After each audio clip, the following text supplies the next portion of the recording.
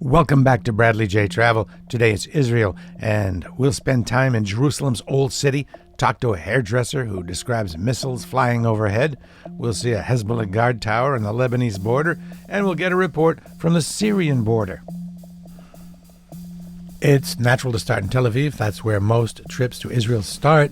Had a wonderful flight, and in the line to get through customs and passport control, I met a guy. I was just standing beside him in line, started chatting with him, found out where his hotel was going to be. I checked out his hotel, didn't like it, and found my own nearby. But I hung around with him some that night, which is great. It's great to have kind of a friend in a new place. It can be kind of daunting arriving at a new and strange city with no place to stay, but I prefer the freedom to the security. If I'd met a guy who was going to Jerusalem, I'd like the freedom to go to Jerusalem and stay there and maybe hang around with that guy. The way this will work is if there are images that need description, I'll describe them while you see them. If there are images that don't, then I will tell stories as they run. Now, Tel Aviv's a really cool city and a great place to be, but I'm drawn to Jerusalem and the history therein. I'm also drawn to the juxtaposition of cultures and religion, which is evident from this footage here. Somehow they make it work. Somehow they get along. Take a look at this footage coming up of the kids playing football or soccer. If the ball happens to go down that alleyway there, which I saw it do, the ball ends up in the Islamic Quarter, and the kids have to go get it. They make it all work.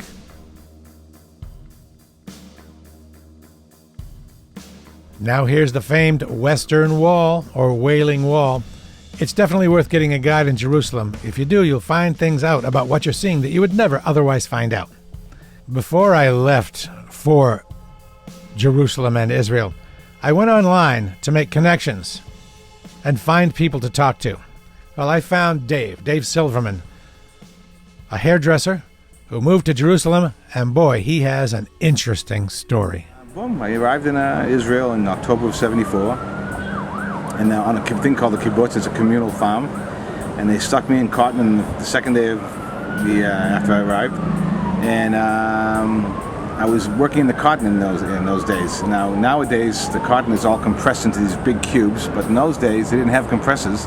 They had the volunteers jump from on top of a cage onto the cotton to stomp the cotton down, and that's where cotton stomping comes from.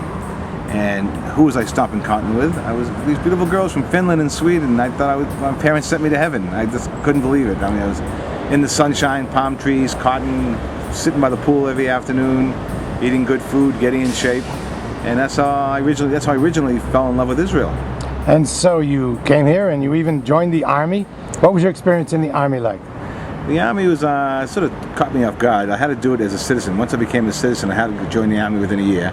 It sort of freaked me out, but I was ready for it. By then I was already Zionistic. I had ideology, and I loved the country, and I want to help protect the country and protect my friends in various parts of the country. And fighting in Lebanon in '78 sort of freaked me out. I saw death for the first time right before my eyes from war.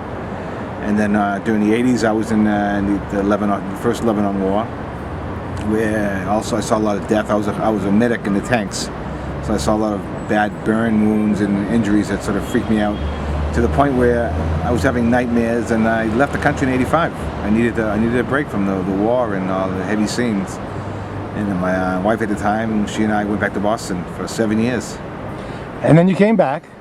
I came back. I was homesick the whole time. I stuck behind in Boston. I had a brother who was very ill, who passed away. And I came back to Israel and took off where I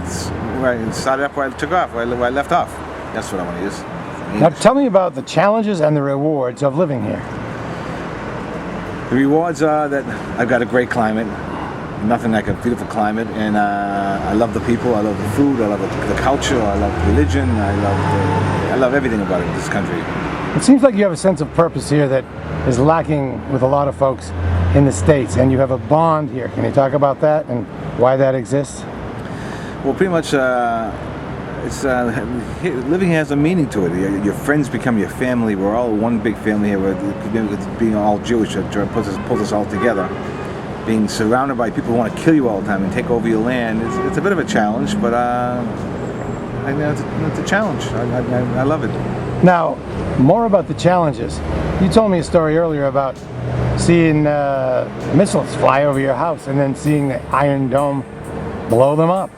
Yeah, that was pretty amazing. I mean, thank God for modern technology. I'd be sitting there on a Saturday morning having coffee in my patio with my wife and kids and seeing missiles flying over our head last summer that were heading towards Jerusalem that weren't being knocked down because the computer knew that they were going to land in open areas. And a couple that we saw actually shot down right before our eyes. You see the missiles go up, one or two of them, and they explode, and like right over your head. It's like, well, thank God for the Iron Dome. It's one thing to hear about those experiences in the news, quite another to hear about them in the first person. Now let's dive back into the old city of Jerusalem. There's a lot packed into about 1/3 of a square mile. There's the Armenian quarter, the Christian quarter, the Muslim quarter, and the Jewish quarter, all packed very tightly together. The quarters are connected by short alleyways, sometimes as short as, 30, 40, 50 feet. And if you like history, the old city of Jerusalem is hard to beat. As far as modern history goes, back in 1948, the Jordanians captured the old city of Jerusalem. And then back in 1967, the Israelis got it back, and there was actually hand-to-hand combat on the Temple Mount. Going way back, there's evidence that the city was settled back in the Bronze Age. Then you have your Israelite period, and according to the Bible, before King David's conquest of Jerusalem, in the 11th century BCE, the city was home to people called the Jebusites, and the Bible talks about Jerusalem as being heavily fortified and having a city wall, which is something borne out by archaeology. Then the First Temple period ended about 586 BCE. That's when Nebuchadnezzar's empire conquered Jerusalem and trashed Solomon's temple and the city. Then shortly after that, you had Persian King Cyrus the Great invited the Jews of Babylon to come on back to Judah to rebuild the temple. And the construction of the new temple was completed in 516 during Darius the Great, and that was about 70 years after the destruction of the first temple. The city was rebuilt, but it was rebuilt on a smaller scale, about 440 BCE. And then the Romans destroyed the whole thing in 70 CE.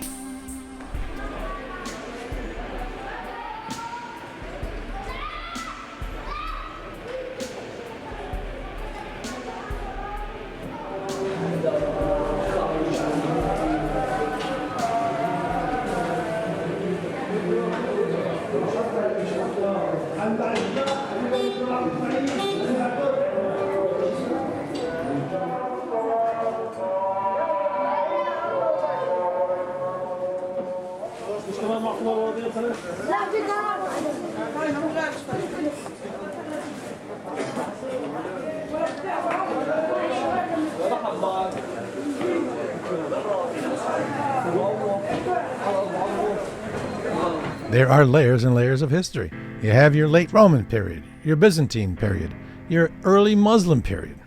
Then you get into the Crusades. In 1099, Jerusalem was captured by the Western Christian army of the First Crusade, and they hung on to it until the Muslims and Saladin got it back in 1187. Some of my favorite features of the old city are the gates. Each gate has its own history.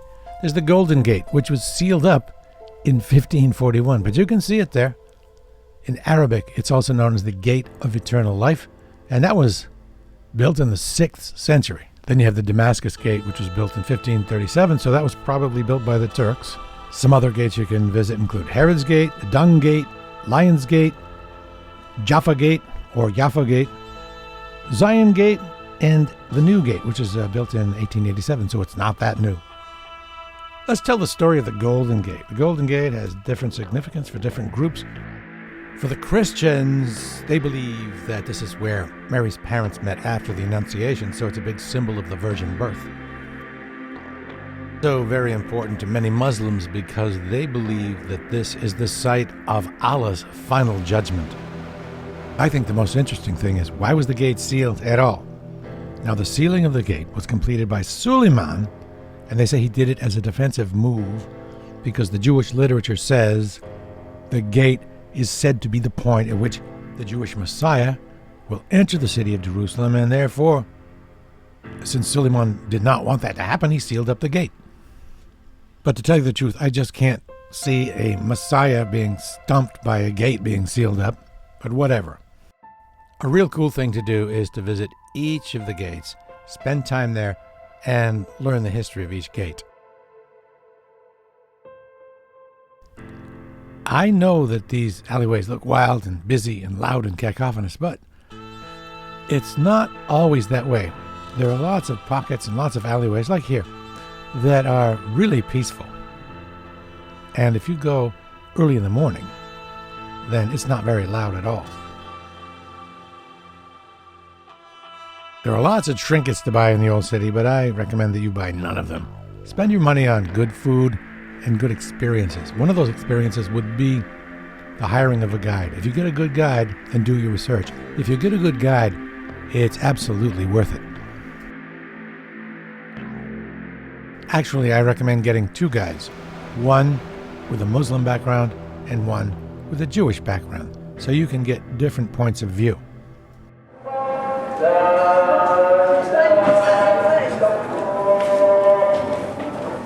A lot of folks ask me, hey Bradley J., was the language a problem? And that's something that never even occurs to me, the language being a problem. If you ask somebody a question in English and they don't understand, they'll say, I don't speak English, or they'll let you know. Then you ask someone else. I don't mind asking a number of people because it's a way to interact. And if you really want to enhance the chances that the person you ask speaks English, choose someone young, because a lot of older folks never got around to learning English, but a lot of younger folks did. And now, we cover the Church of the Holy Sepulchre. If you happen to be Christian, then this is it for you. Even if you're not active in your religion, this place will probably have an impact. This building dates back to the 4th century, and it contains two very holy sites. There's Golgotha, which is the site that Jesus is believed to have been crucified, and Jesus' empty tomb as well. The last 4 stations of the cross are actually in this church. Now let's get into some deep history. Following the siege of Jerusalem in 70 AD, which I believe I told you about, Jerusalem had been reduced to ruins. Hadrian, the Roman emperor, began building a Roman colony here, and in 135 he ordered that a cave containing a rock-cut tomb be filled to create a foundation for a temple dedicated to Jupiter. Now that temple hung around till the very early years of the 4th century, and then, after seeing a vision of a cross in the sky in the year 312, and this is big, Constantine the Great converted to Christianity. He signed an edict called the Edict of Milan, legalizing the religion, and he sent his mother, Helena, to Jerusalem to look for Christ's tomb, which you can do when you're Constantine the Great. With the help of a couple of bishops, they found 3 crosses, one of which is alleged to be able to cure people of death, and they assumed that that was the true cross, the cross Jesus Christ was crucified on. As a result, Constantine ordered that the temple to Jupiter be replaced by a church. This church.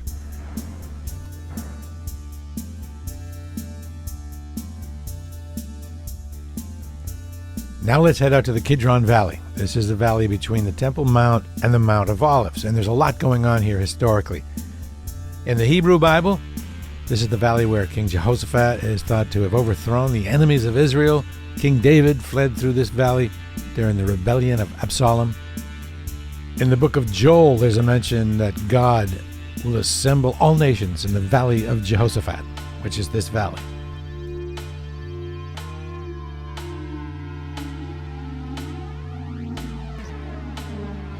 And according to the New Testament, Jesus crossed this valley back and forth many times between Jerusalem and Bethany.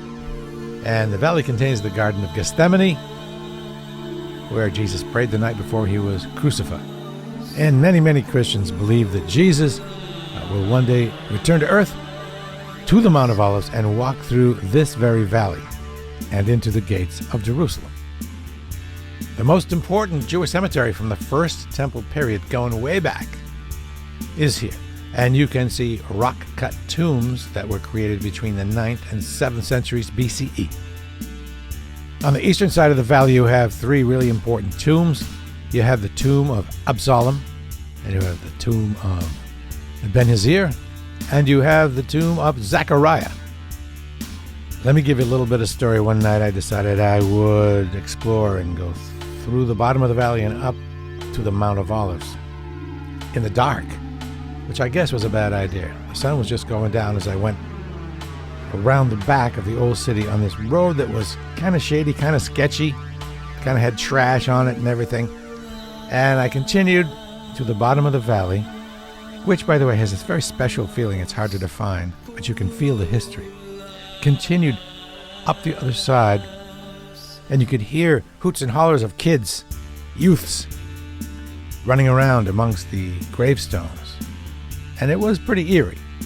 Made my way up to the Mount of Olives, and there was a hotel up there. And I figured I'd call a cab to come back, and no cabs would come and get me up there. So I was kind of on my own. After a few attempts at getting a cab to come up there and failing, I realized that maybe coming up there on my own was a bad idea. Now back to the old city.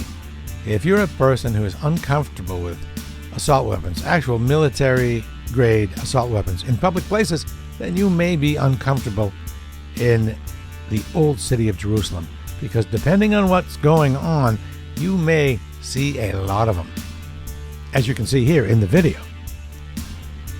If you are interested in weapons, you may be interested in the Tavor TAR-21, which you might see in the old city. It's an Israeli bullpup assault rifle. It fires a 5.56 NATO round. It has a selective fire system, either semi-automatic or fully automatic. I stayed a couple days up in northern Israel, and my host took me to a blacksmith lesson. He was going to go to a blacksmith lesson. He said, "Do you want to go?" I said, "Yes, I made this nail." Making a nail is very difficult. I'm lucky I didn't crush my hand with that big heavy hammer. And we took a tour up north, around by the Lebanese border and over by the Syrian border. And what you're seeing right here is actually a Hezbollah guard compound and tower. We got pretty close to that. And that was a reality check right there. This is the Syrian border. I had a microphone with me and did a little report. Here it is. The Syrian border is right there in front of you at that tree line. Right there is a UN base, and then a border point just to the left of it. And as I swing around, there's the town of Quneitra in Syria, where there is fighting right now. If I stayed here long enough, you might hear a mortar round, but the fighting is going on right there, right now. Over to the left, you see a gray wall. I don't know if you can see it because of the weather, but that's the Syrian border. As I turn around, there's a thing called a tell. This is Ben Tell, and what it is a volcano crater. You can't see it because it's shrouded in clouds, but this is a strategic point, one of a number of them for the Israelis. There's lots of high-tech telemetry and information gathering stuff in Hopefully this gives you an idea of what a very different reality and lifestyle people who live in northern Israel have. Images before we wrap things up. Here we have a Bedouin encampment that I encountered on the way from Jerusalem to the Dead Sea. There's the Dead Sea, hot and salty. And as you may have heard, when you swim in the Dead Sea, you bob around like a cork. That's me. Masada is famous for being the refuge of the last survivors of Jewish revolt. And here's an angry sea, an angry Mediterranean Sea from Akko up north. If you enjoyed the video, please consider subscribing and click on the bell to get notified of future posts, future travel videos. And remember to travel lightly, my friends. Travel lightly.